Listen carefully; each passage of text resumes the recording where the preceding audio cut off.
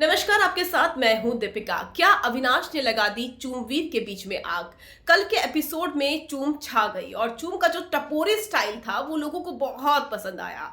और चूम कहीं ना कहीं जब खुलती है तो बहुत अच्छा खुलती है, और जिस तरीके से वो शिल्पा को बोलती है पागल औरत, विवियन को भी मजाक मजाक में कहती है कि तेरे से मतलब, उस चीज को लोगों ने बहुत ज्यादा अप्रिशिएट किया है, उनके टपोरी स्टाइल को। और कहा जा रहा है कि मूवी का जो एक्ट था उनकी लैंग्वेज वैसी थी, गंगूबाई की शायद बात हो रही होगी और वहां पर शायद उनकी लैंग्वेज ऐसी थी और उसी को उन्होंने शो में दिखाया।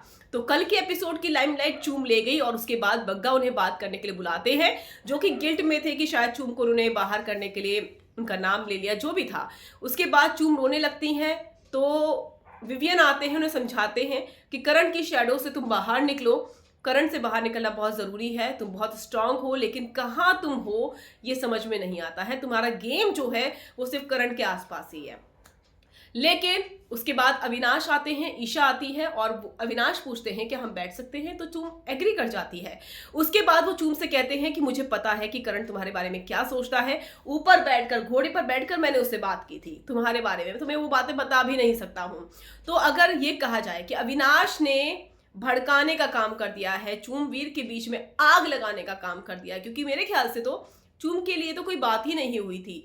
केवी और अविनाश के बीच में बात हुई थी विवियन को लेकर कि भैया अगर नॉमिनेट करना था तो पहले दोस्ती खत्म करता ना, दोस्ती तूने खत्म नहीं की तो ये फेक नॉमिनेशन लग रहा था। ये बातें हुई थी, लेकिन चूम के बारे में तो कोई बात नहीं हुई थी। कहीं ना कहीं अविनाश ने तीली मार दी चूम को और उसके बाद करणवीर के साथ भी उनका झगड़ा देखने को मिला। क्या अलग हो जाएंगे चूमवीर? आपको क्या लगता है? कमेंट कर जरूर बताइएगा।